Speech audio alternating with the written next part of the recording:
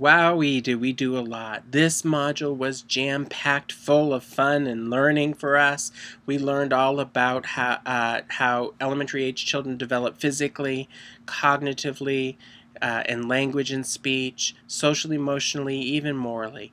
And then we talked about sexual development and its impact on you as an early childhood teacher. The big takeaway message from this module is know your children's development, know where they went and know where they're going. And as always, the most important thing that you can do with this knowledge is to apply it to teaching. It doesn't do you any good to know how children develop and what the physical milestones are and the stages of cognitive development are if you can't turn that into good teaching.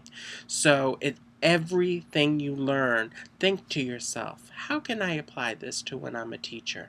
I've been thinking about a lot about you and your role in what you're going to do, and you're going to touch lives. That's what you're going to do. Every year as a teacher, you're going to touch a group of children, and they need to be respected.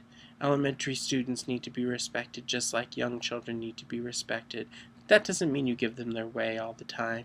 It just means that you understand who they are and what they need. And if you can figure out, developmentally speaking, what these young children need, then you're going to be able to provide those needs and enhance your teaching. So I hope you learned a lot in the module, and I want you to continue to learn child development. You finished Module 4. Congratulations. You are now at the midterm point. And pay attention to your syllabus so that you know when the midterm is due, when your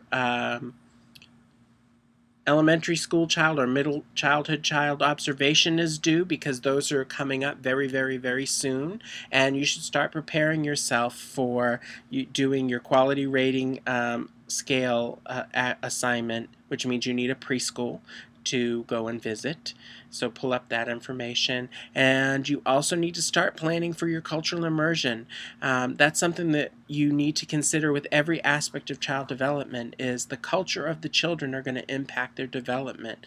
What's appropriate for physical development, how children learn and should be taught, the interactions they have with each other and with adults.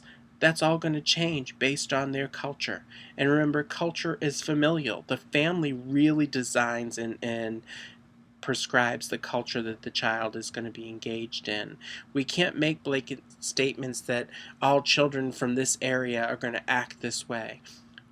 We can make generalizations that help us understand some things to expect, but for the most part, each family is going to be different.